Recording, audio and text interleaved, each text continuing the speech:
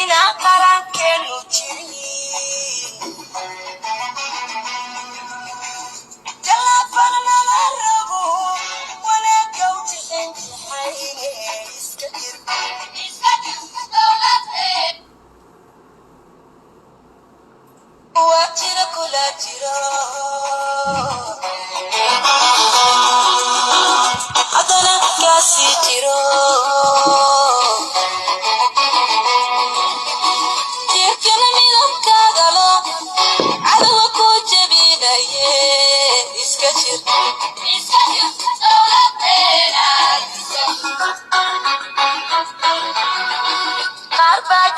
Jelu qaba ina qarankeenu jiri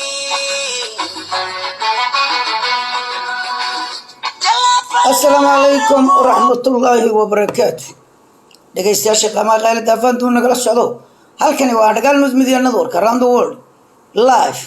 saad uga barateen dhagaal news waa website-ka magacaan ku soo galo kolka ay Soomaalinimo timaadna anigu afhayeenka ummadda Soomaali ee daafaha adduunka ayaana kolkaan Facebook hortaba soo galayay afhayeenka beelweynta Ciise caalamkan ahaa maantana Soomaali oo dhan yaan u hadlaa kii la dulmayo kii wax dulmayana ka joogsanayaan kii la dulmayana waan u hadlaa intii aan karayno hadal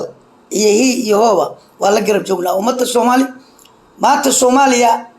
dawladda Soomaaliya madaxweynihii loo doortay 4 sano ka hor ee waqtigiisu dhacay February 8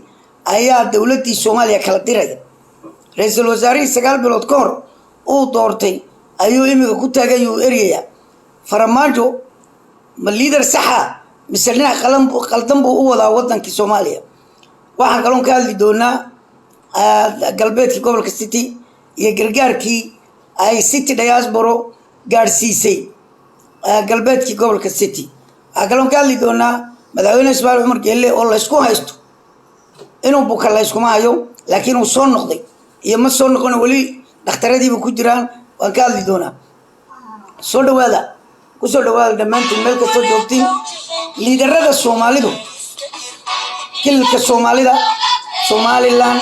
Djibouti Soomaaliya Muqdisho liidarada Soomaalidu masalfish bayo unguri u shaqeeyaan iyo kursigooda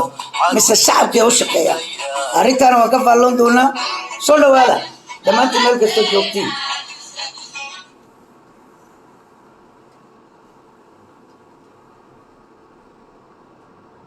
waayahay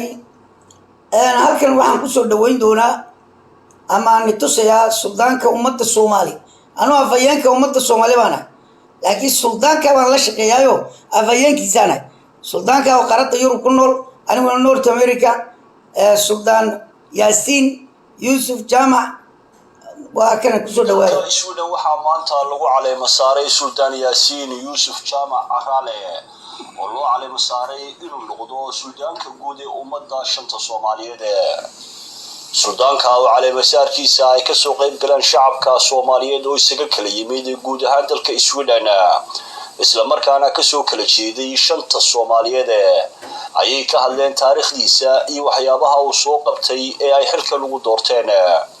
suldaanku dhinaciisa wuxuu sheegay inuu ka shaqeyn doono danaha ummadda Soomaaliyeed waa nin karti badan waa nin odaya waa nin mas'uul ah waa nin hooli iyo wax qabad u leh xagga arrimaha bulshada soo dhaweynaya waxaan balyeynaya suldaanka aan yar dhaafinayaa odayaasha isaga inaan tuso Facebookiisa wajigiisa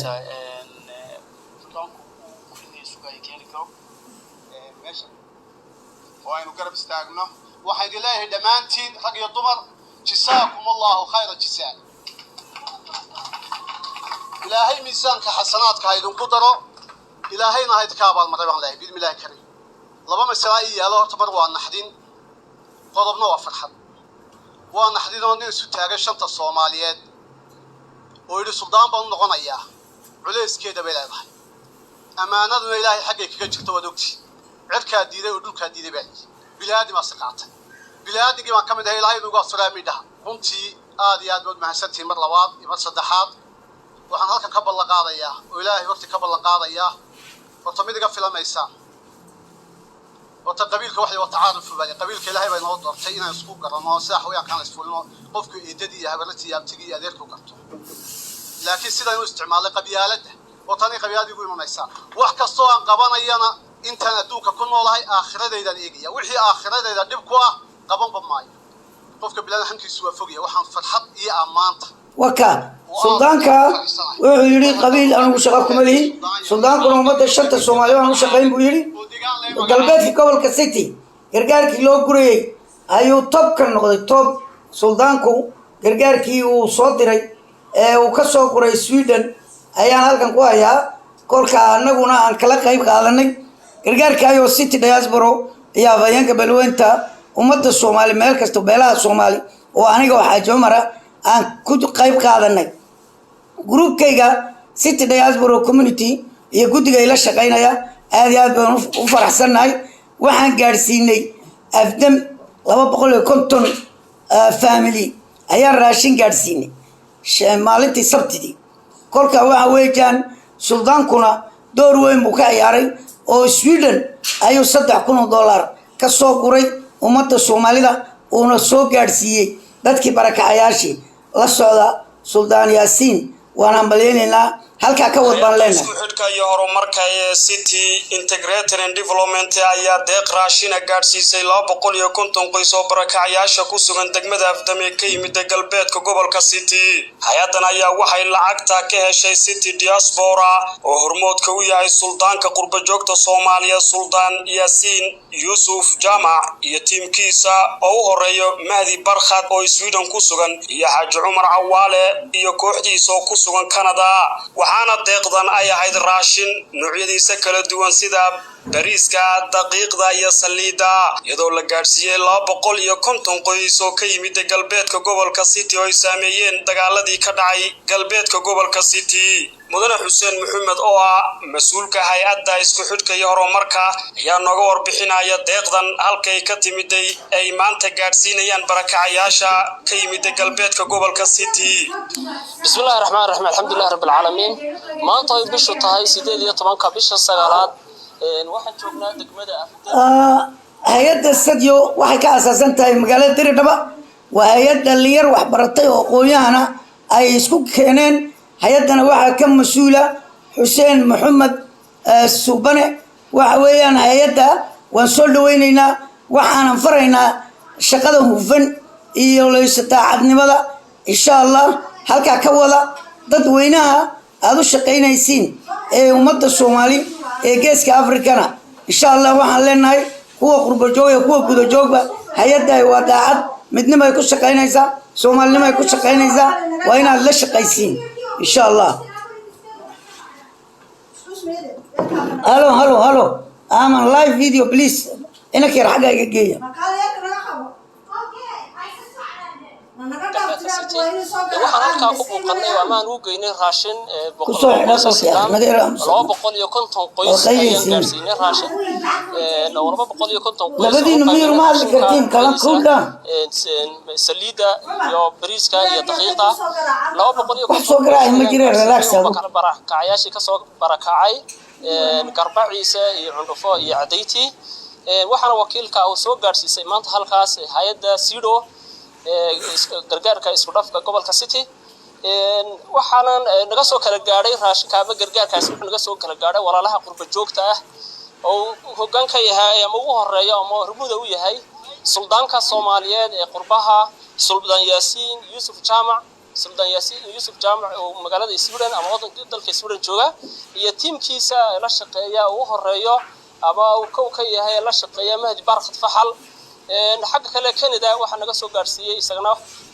xaaji cumar cawaale oo iyo tiimkiisa isaguna madax ka yahay gargaar laga soo kala gaaray labada wadan ee qurba joogta waxa weeyaan gargaarkay waa $6,000 waxayna noqotay almost 400,000 380,000 oo birba noqotay maciishadii ay Itoobiya qaali noqotay 600 oo family ban gaarsiin lahayn laakiin raashinkii ayaa qaali noqday xoog u qaaliyoobay marka 250 family ayay iminka la gaarsiiyay marka alxamdulillah intaaba ilaah baa mahadle waa guul noo soo beertay ummadda soomaalina halkaa ka wadaan leenahay mana joojinayno gargaarkeega waan wadi doonaa sidii caadada noo ahayd habeen dhaar baan wadi jirnay aad baan nay salaamayaa insha allah dadka barakacayaasha waxay ahaayeen dad aad u badan dhul ballaadhan weeyaan ilaa jabuuti ilaa hawaas xuduud intaa leego 350 kilomitira ayay dhulkaa dadku deganayeen dhowr iyo 10 magaalay kusoo baayeen iminka 4 hay-adood ayaa lacaga qurbaha gaadhay hay-adda Sadio iyo 3 kale 3 kalena waa la soo diri doonaayo qurbo joogta unbaa qaaraanka gaadhsiisay anagu markaa qaaraanka 3 kun baan xaggeega ka diray 3 kunna Sweden baa laga diray markaa 6 kun bay sidaa u noqotay hay-adda Sadio baan ku hagaajinay hay-addana waa taasida hufan u soo bixisay marka ilaaha ka abaalmariyo guddiga dhammaantood soo gaarsiinay maanta qoysaskaas 250 qoysa ayaan u qaybinay raashinkaas burka iyo bariiska iyo saliidda isugu jira dhammaan ma aha markii koobaad waa markii labaad ee degmadan afdam aan soo gaarsiino gargaar inta muddadii ay barakaceen waxaan hadda ka hor soo gaarsiinay saliid iyo caano iyo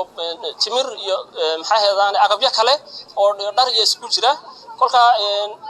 waxaan ugu baaqaynaa walaalaha islaamka ee dunida islaamka meel kasta ay joogaan inay walaalahoodaas barakacayaasha ah ee agoomaha iyo duqeyda iyo dadka taaga daran isugu jira inay la soo gaadhaan oo soo gaarsiiyaan waxa weeyaan gargaarka ay soo gaarsiiyaan waana markii labaad ee soo gaarsiina anagu maxay gargaarkan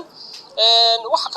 kaloo jira inaan wali ana la soo gaarsiin cuntooyinkan bariiska iyo daqiiqda isugu jira maanta ka hor inaan la soo gaarsiin waa markii koobaad ee anagu soo gaarsiina ama labaad u soo gurmanay hadaan nahay hay'adda Sido insha Allah ta'ala walaalaha kale ee islaamka waxaan rajaynaynaa inay walaalahood iskarab taagaan oo soo gaarsiiyaan insha Allah waxa deeqaha soo gaarsiinay barakacayaasha waxayna hay'adda ku tala jirtaa sii wadi doontaa haddii Ilaahay yiraahdo inay walaalahooda had iyo jeer la garab taagnaadaan maxaa gargaarka la garab taagnaadaan walaalahood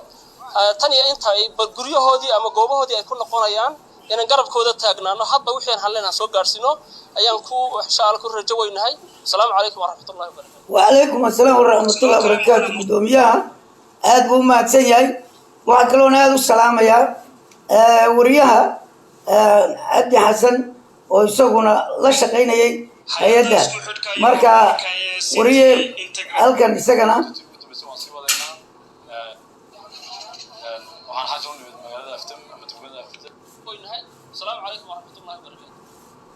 sidoo kale mudane Mustafa Maxamed oo kamid ah hay'addan Sido ayaa isna ka warbixinaya deeqdan raashinka ay maanta soo gaarsiiyeen barakacayaasha degmada Afdam. magacaygu waa Mustafa Axmed Raash waxaan ka socdaa hay'adda isku xidhka iyo horumarka gobolka City waxaan halkan u nimid magaalada Afdam ama degmada Afdam inaan siino raashin ka kooban bariis iyo saliid iyo daqiiq barakacayaasha degmada Afdam ku sugan tiradoodu dhan tahay 250 barakacayaal kuwaas oo ka kala dadweynihii oo hadlaya imakana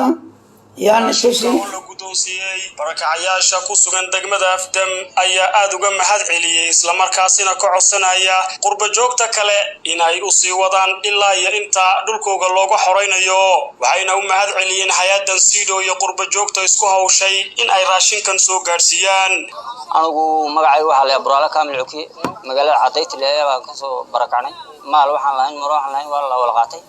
anu laftiga dhaawac aan dhawaa ma dhakhtarka soo baxay xaaskayga saan duuduunay Afdam baan weyn maanta horteedna wax raashin oo gargaar oo soo gaaray ma jiro gargaarka walaaluhu ay noo keeneen ayna soo gaarsiin way ku mahadsan yihiin hana noo soo gurmadaan oo noo sii wada maleen waxa aan haysano gurmaysano imaka guryo cilaan iska fadhina maqsiiro inta lacag baan 10 xaas ku laba xaas ku galaa meel aan joogsanay meel aan ma haysano guryo ma haysano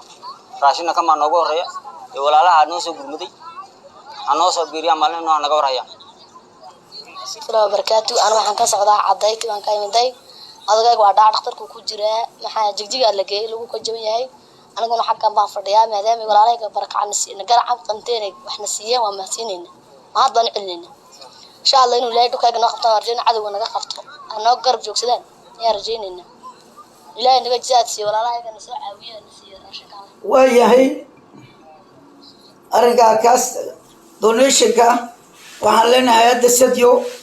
waad mahadsantihiin ilaahay naga abaalmariyo sida quruxda badan ee hawsha u qabateenna waad ku mahadsantihiin anagu city diaspora muddo imanka dheer ayaan hawlahan ku jirnay qaaraanka aan quraynana sidaa oo kalaan mar kastaba usoo diri jirnay dhakhtarka biki waan gaadhsiinay anagu hay'adda marka iyo mar horaan gaadhsiinay madane waan gaadhsiinay mar hore xariso waan gaadhsiinay barakacayaal dee ilaahay unbaa wax dhergiya dhul badan waxbaan ka qabanay wax badanna waan isku daynay marka waxaan faraynaa dadka qurbo joogta meelaha hoo u baahanay hadal uma baahna hadal badan bay qurbo joogta haysaa meelaha qaarkood wadhadhadhadha dhulkaa qaya warqaadhaan baa lanaga rabaa gurmad baa lanaga rabaa dadkan inaan waxa cunaan horta siino kadibna guryahoogii u dhisno kadibna kii ganacsi lahaa iyo kii kaleba dowladda kililka iyo dadka gudaha iyo dadka qurbo joogta aan isla qabano oo noloshoodii u soo celino dowladda kililkana waxaan faraynaa waxaad tidhaahdeen muddo kooban ayaa lanagu celinayaa dhulkiinni waxaanan arkaynaa inaad waxba weli celin aad electionna gelaysiin danihiinni aad ka raacdeen dagaalkii gobolka city iyo dadkii la laayay cambayn baabad ku gasheen arrimahoogii waxaan arkayay shalay madaxweyne mustafa oo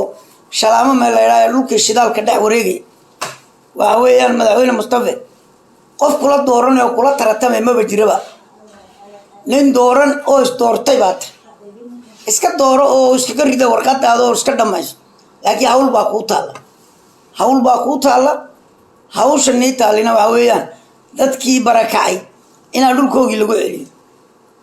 xoog iyo xeelad midkaad doonaysiin keena ama xooga lagu celiyo ama xeelada lagu celiyo laakiin waxaan arkaynaa xusul duubo ay dowladda etoobiya ay wado ay canfartii garab siinayso oo canfartan la isticmaalayo ee dhulka iyo kuma aragtay ma deganayn hal guriga kuma lahayn dad etoobiyaan ahayn dadkani dhulka deganaa la soo galay oo la laynayo war waxa wax adduunka ka dhaca maaha markaa kililka soomaalida ayay fariintani ku socotaa electionkan iyo waxaan cadaalad baan samaynaynaayo nidaam baan samaynaynaayo gurti baan samaynayaa baad leeda waan ku maqlayaa war cadaaladda dadkaagii lagugu horlaynayo goormaan samaynay cadaaladda ummadan dhulkii laga kicinayo eed u gurmanayn ee aad itaal baan u lahayo waa layga xoog roonaadoon maa nagu tidhaadin arrinka waana wax ka bedishaan sidaa u shaqaynaysiin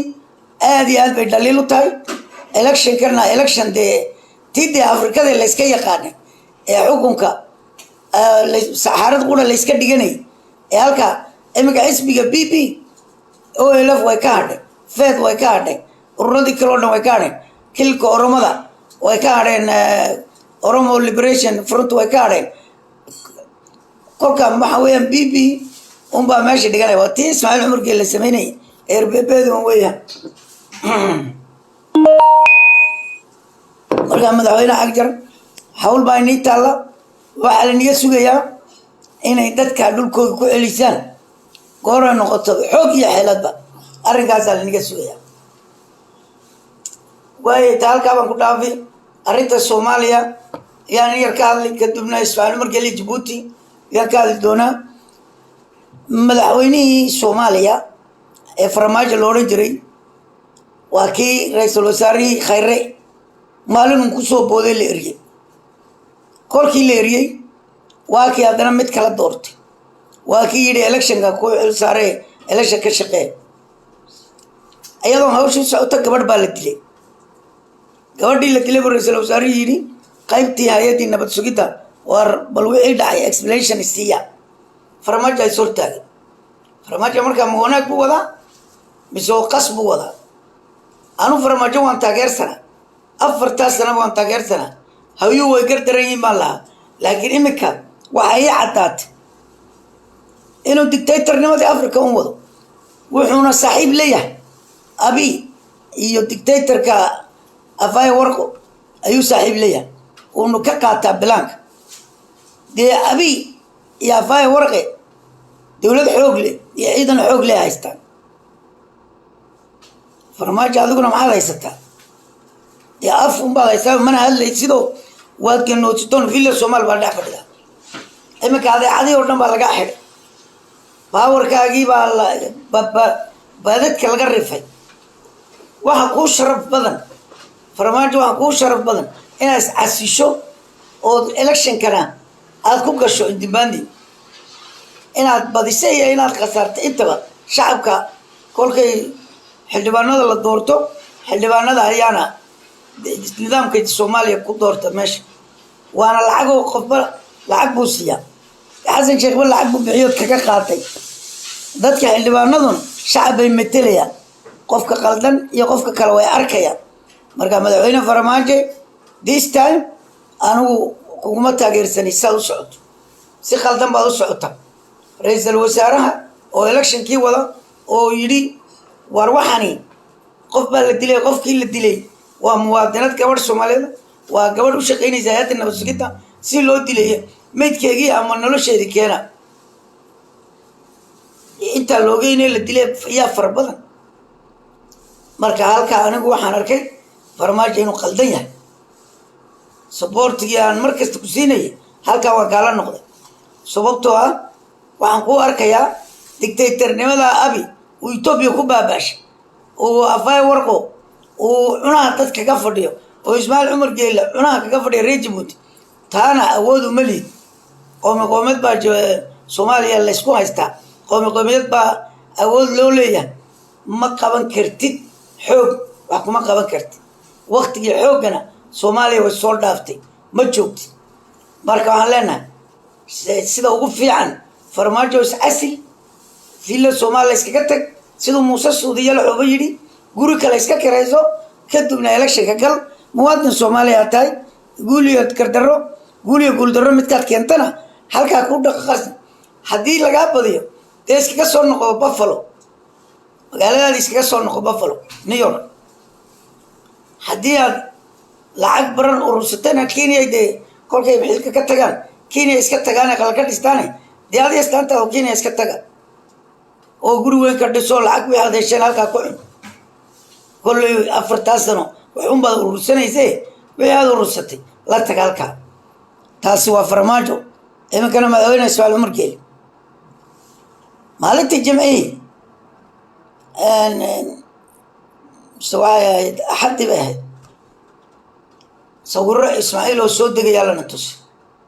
صورة دي مركي لباري الأناليز لسميه أرين واحد نقطة بوجا بين نقطة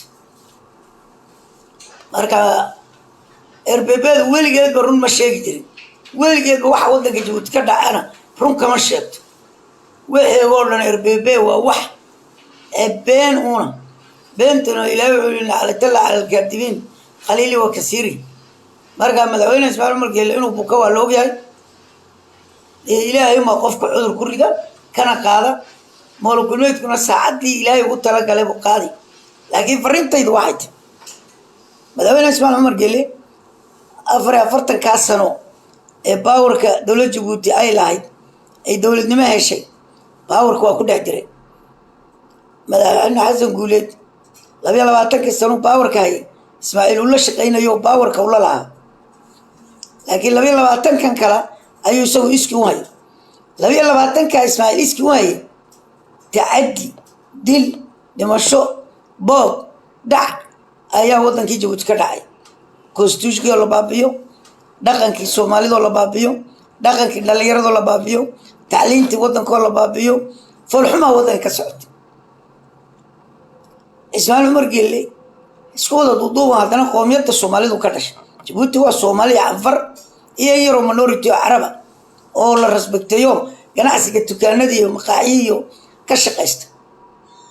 عرورتو يقول الله شان حوجا دولة لكن أيوة دقن أيوة دجان كمال عربت دجان كمال ماشي وهذا صوش قتي أو يوم كيميتي أو ماشي نقول الله أو إسكت دجنا لكن دجان هان صومالي oo Ciisa iyo Anfar ayaa dhulka deegaan ahaan leh markii caalanka loo orday caalanka Djibouti waxa soo abaabulay oo soo riday Soomaali iyo Anfar majority maal iyo muruq iyo maskax iyo dhiigba Soomaali baa u daadis kolkii calankii la soo helay constitution waxa la qoro leeyri maadaama Soomaalidu majority tahay awoodina ay la timiday kow Soomaali waa inay noqoto madaxweynaha oo power leh ra'iisul wasaaraha oo powerka labaadana ha noqdo anfari maanta Ismaaciil Umar Geele sida imka dul dhinto ra'iisul wasaarihi baa taladii haya kolka waa dastuurka hadii laakiin dastuurkii saxdii la eegayo ninka maxkamadda qaban kadibna election baa la gali kadib afar iyo Soomaali kii fuulaba waa sharci laakiin Ismaaciil sharcigu u baabash sharci Ismaaciil u baabash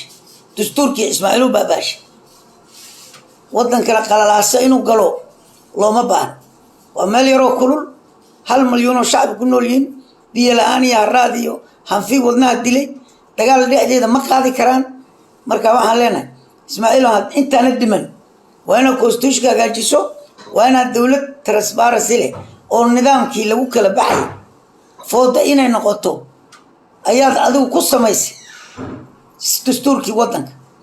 aawan hadaa dhimato afar baalkan soo joogsano waxay leedahay anu dastuurkiisiyo madaxweyne prime minister kiibana Soomaaliduna waxay oranaysaa ana madaxweyne noqonayo qof kale ma noqonayo meesha dagaal baa ka dhacay isku duuba anfari haday qabato wadarkaytiin xaq darada ka dhacday adeetii aan fikir bays ay dad dumar haween odayo tuqa culumaa diin oo barimageeya ay xasuuqeen can we trust anfar can we believe in a prime minister oo madaxweyne ka noqdo Djibouti no ma aamini karan ta garba ay xasuuqa lagu sameeyo Djibouti ka dhacay ala sabiix ka dhacay dakhli tijooro ka dhacay sababtoo amxaar iyo oromo iyo jini afarid ay hoosta ku wata wiilka anfari ama odaga anfari ama gabadha anfari amxaar bay hoosta ku wadata amxaarna jaranaar weyn oo dawladda Itoobiya ayaa shalay yiri TPLF sida loo gumaaday waa Soomaalida u gumaado taasan sugnaa marka hadan reer Djiboutina taasan ku sugnaa nin anfari ama gabadha anfarida madaxweyne noqon oo amxaarka halka noo halile ayaa Djibouti imanayo ku gumaaday shacabka Djibouti no way ma aqbaleen madaxweyne Ismaaciil Umar Geele inta noosh anu 5 sano ka hor baan Ismaaciil oo qof kale u dhiib hatta gabdhaaga wiilashaada adduunka waxa gasho maanta ka tagaysa 2 wiil iyo 2 gabdhood 2 wiil iyo 2 gabdhood wiilka khadra dhashay wiil caafimaad qabo dawlad qaban kara ma 2 gabdhoodna waa 2 gabdhood ee tumashi iyo sakhrad uu ku jira ee wadankii lacagtiisiiba u boobaya Afrikaan ay la dheelayaan nin fayow waxa kaliilo dhashay wiil kaliila waana curadkaagi dictatoradu markuu Xaafid al-Asad markuu dhintay wiilkiisii uu ku wareejay ummadda Soomaalida reer Djibouti ama afariya Soomaaliba ummadda Djibouti dimuqraadiyad markay yeesho qof ay doortaan ayay dhigayaan laakiin choice-kaaga adigu maanta muxuu yahay meena saan wadan uga dhigan oo soo ku baabo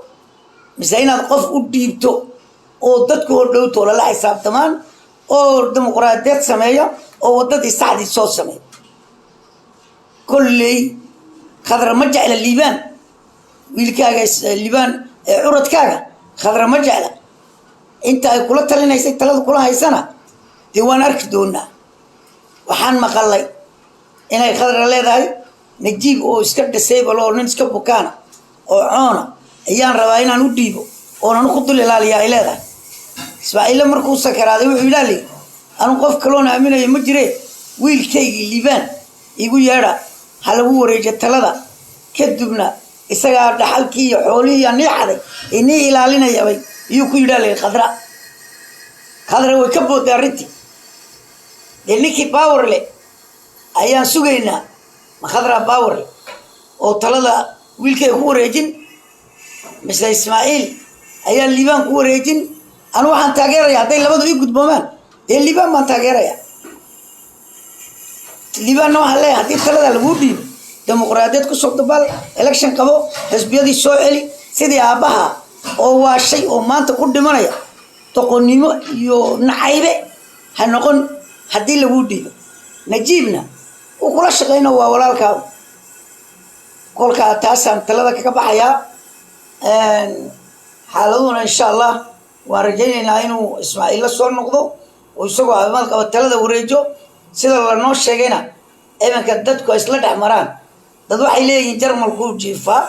oo waa laga qaaday faransiiskii dad waxay leeyihiin jabuuti kusoo noqday hadduu jabuuti kusoo noqday runtahay adeecaddaa soo fadhiisto hadlo hana ragno shirkii maalinta salaasada waa maanta miyuu qabtay shirkii ma ogi weli waan ogaan doonaa gadaal haddii shirkii golaha wasiirada ee tuusdayda uu maanta soo fadhiisto u qabtay oon aragna run dee uu joogaayo oo ilaahay caafimaad buu siiyey saacaddii ilaahay u qoran oo dhiman ilaahay un baana afkayga ilaa har dhinta haddaan idhaana afkayga kuma dhimanayo ilaahay hadda weeye haddaan idhaana afkayga dawo kuma helayo laakiin waxaa iska leh yowmun maktuubun walaa yataqadam walaa yataakhar maalintuu qofku dhimanayo way qoranta lagamana qadimayo lagamana horreysiinayo marka waa sidaa insha allah hal qof ayaan soo qaban bal isku day inuu qofkaay ka hadlo muriya buux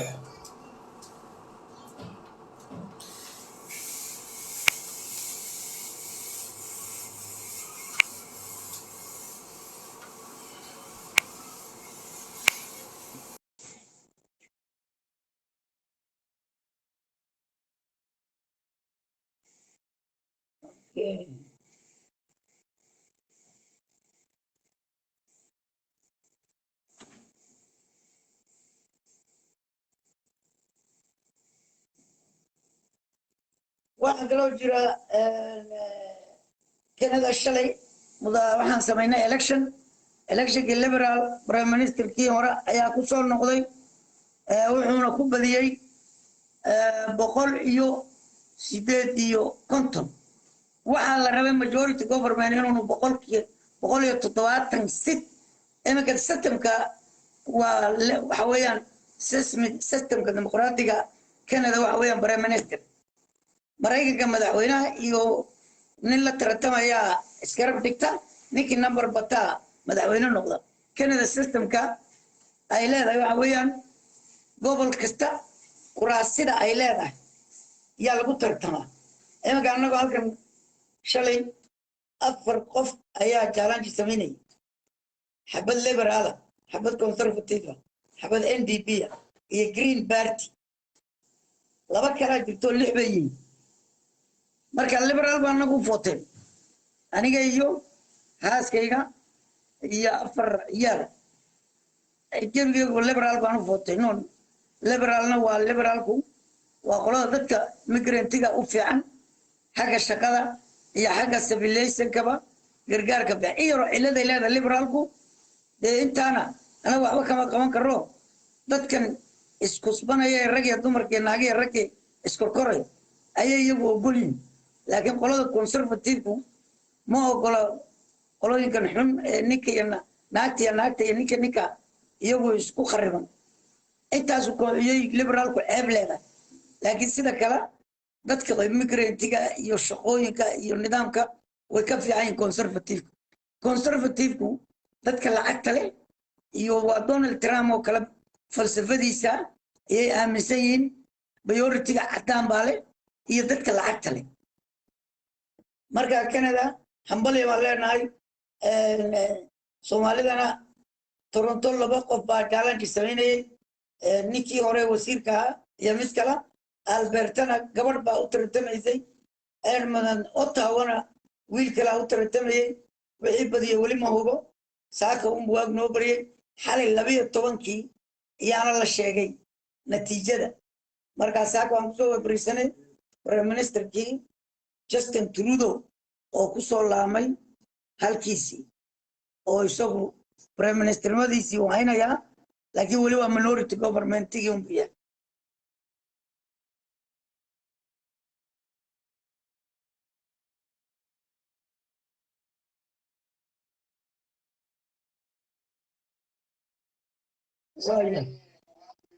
وكان إنك أمحاركة الصومالي هلا صومالي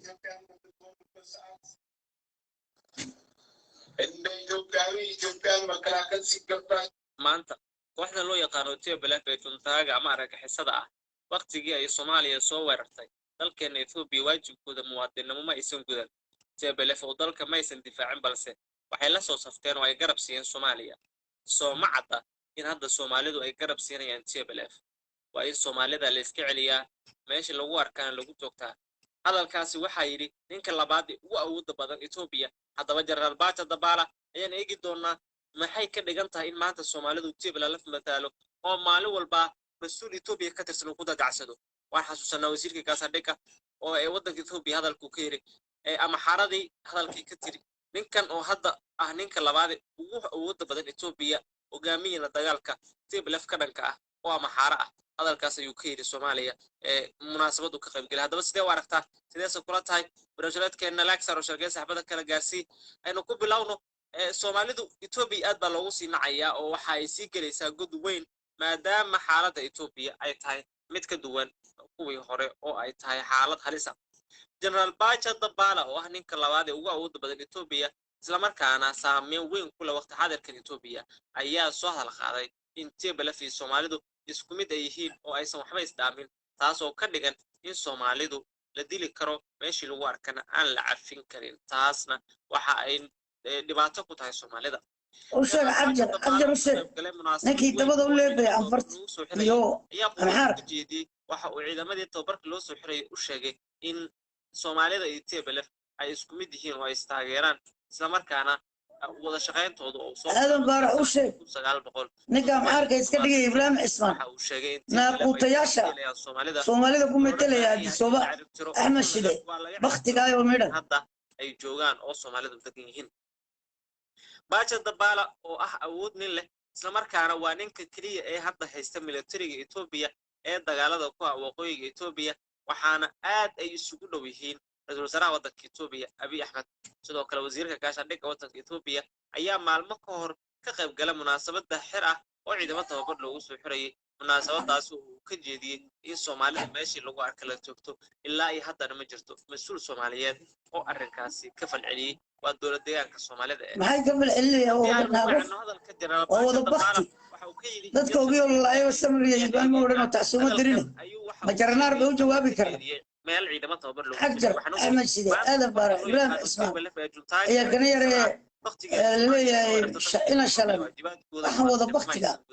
TPLF oo dadka iyo dalku ma aysan difaacin balse waxay la soo safteen oo ay garab siiyeen Soomaaliya Soomaalida hadda Soomaalidu in ay garab siinayaan TPLF oo ay ku taageerayaan in ay dilaan oo ama xaalay isuuliyaan Abdi Farax Roble thank you salaam waqtigan jooga ee muwaadiniinta ahaa ama waqtigaas jooga ee muwaadiniinta ahaa markii baaq dawladdu u dirtay si ay duulaan Soomaaliya uga hortagaan waxay xarumaha tababarka iskaga soo waan wada salaamaya intiina daawanayso boqolaal kun oo muwaadiniin ah ayaa isqoray oo isdiiwaan galiyay oo tababar ka qayb qaatay 300 oo kun oo shacab oo tababarkii ugu horeeyay qaatay ayaa guul ka keenay dagaalkii uu hirgeliyay oo sugay madaxbannaanida Itoobiya shacabku thank you waxay jibiyeen oo ay ka guuleysteen ciidankii Siyaad Barre oo aadka u tababarnaa ee beena wadhe ciidanka Siyaad Barre weligoodna nagama guuleysan anaga ka guuleysanee iska hadlayaan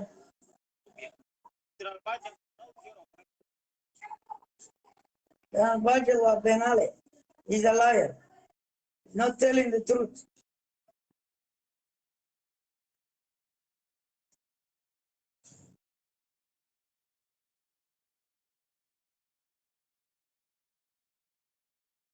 run ma sheegayo hay'adda isku xidhka iyo horumarka waxa kaloo jira shalay shir weyn oo ka dhacay magaalada Dirdhaba oo hidiyo dhaqanka Soomaalida lagu diiwaan gelinayay waana maleynayaa dadkaas arrinta qaban qaabiyay inay dhaqanka soo celiyaan laakiin dagaal baan ku jiraa dadkeeniba la gumaadaya haddana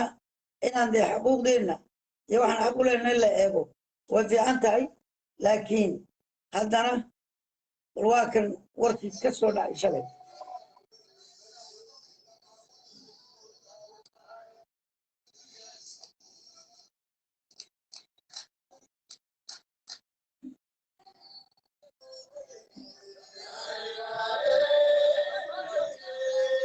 dhalinyar ha ku raaxaysano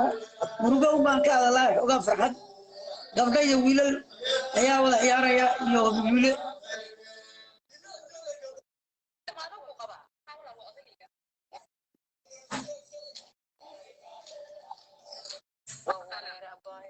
maxay naagta nagu soo boodaysaa tahay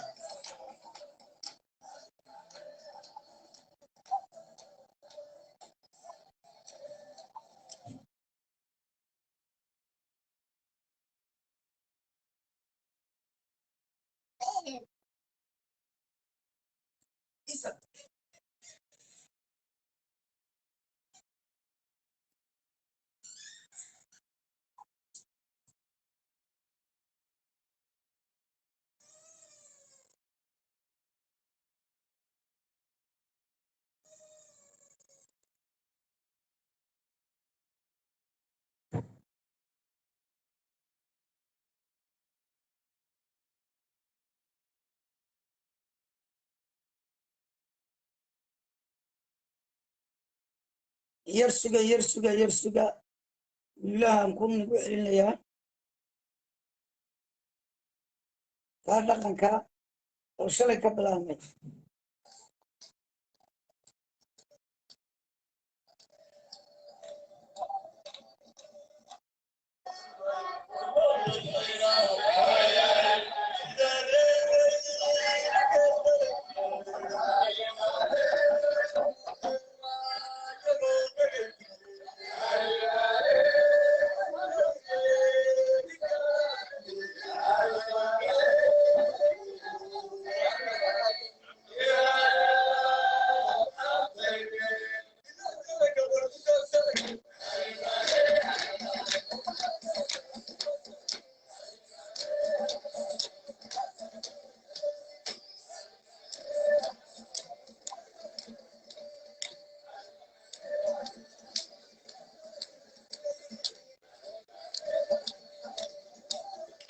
ciyaartaan waxaa ka socotaa waa magaalada dirraba hoolka ugaas xasan hoolka halkana gabdhiya wiilal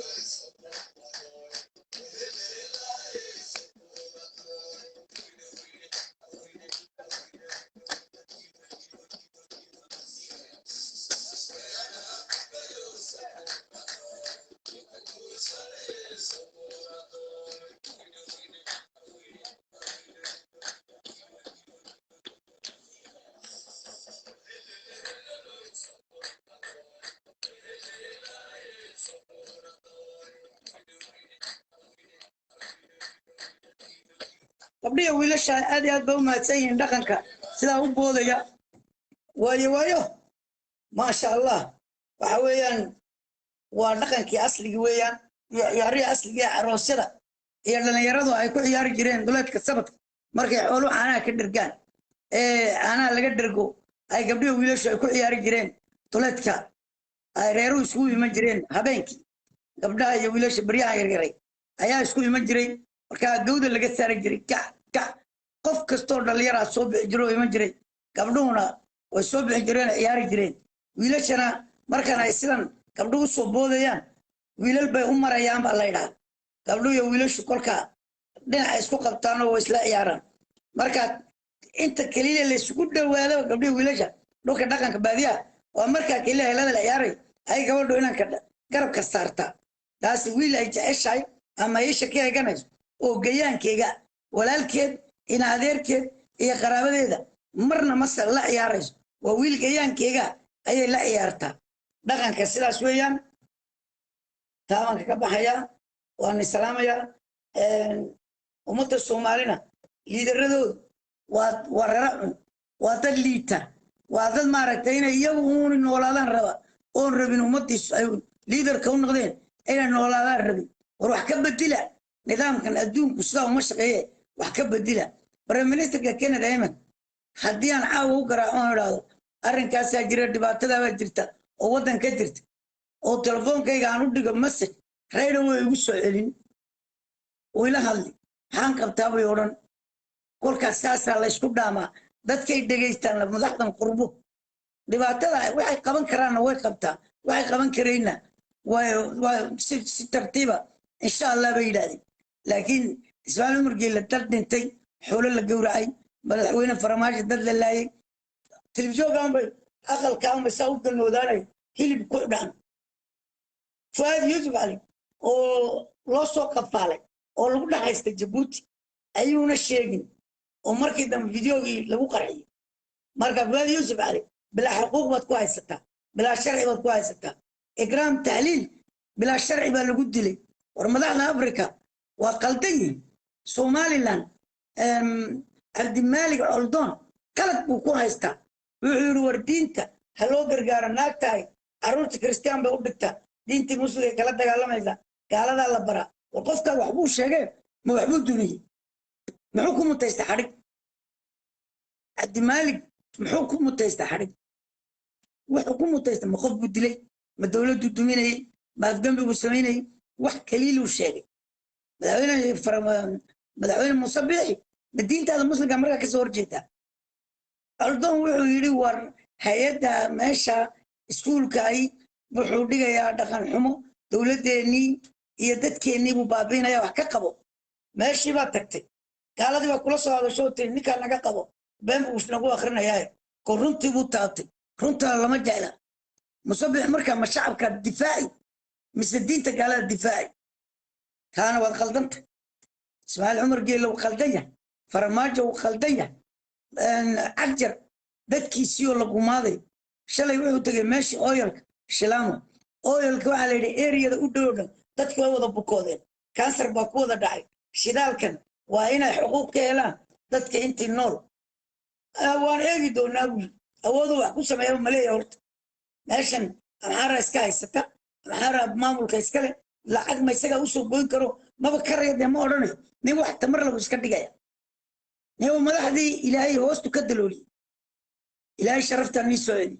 شرفتي سومالي الله نيسوعي إنا أما ماشا وقتك دتك أما سيدي لوبانا وحكوم معمولة وقتك وإسماعيل عمر جيلو ديكتاتر وموسى شاندري ديكتاتر ويلير ومتعلم دينتا ودق علمية أيو كو هايستا جيل فؤاد أيو إسماعيل عمر جيل جيل كو هايستا وفرماجو وإكرام تهليل وكبر متعلمة وهيئة الشردون كشقينيس أيها الجورعي وميت تجينا للاية من الشيء يعني وعجل وحل وقوانا يا بكرنينو سبوا ذيونو أو لفتي أفرت سنة صوت قال أيوه اللي قلت كجد جوكسد وكرسي قابل كات علينا درادي ماشي لنا نتكسر ورمحين نقلت وردتك الشعب كوشقيني بحال ديليسي إسماعيل عمر جيلي معارض كيوردن تقشوا كجو جوكسد حبت معارض مات يونيتيا أو نول مجرد وعاملها اسكتوك جوجون وعدراتيكس يداف يدور كلام على اسكتوك جوجتو حلوا عيان دخل الله مسيو حفيز ملي وحلو قليا مجرتو واحد قبل كران مجرتو واليونيتي السماية وسكتك الليست أدونك وش شيء واحد خلدية فرق تاكليلي فور مرة غالي شفت فرضبا فور كنا غالي قولي لكن فريرة وحمد قيس ركوا عن له أوركرات أمر دي واحد كوفان تا حسب وين جودا وين بنا ده جودا وينات الكيد جاري محل كمان حدانا يونتي سميني أو سكتك يلني من ما جاريسي يونتي ياشا اسماعيل واقع اسكبوكا حد يداو جوجا دمشق قرك وساريا ودن كان واحد بدبادي وباية أو معارضك تقولك ونقول ذا كالصبح وبالسكا ورقوف عيدا وضد نقضه وحسن ما يقل خير الله نسيه وأنا السلامة يا dhammaan ummadda soomaali meel kastoo joogtiin aad iyo aad baad u mahadsantiin intaad hawshowgaa daawanayseen waa ku faraxsanahay wax badan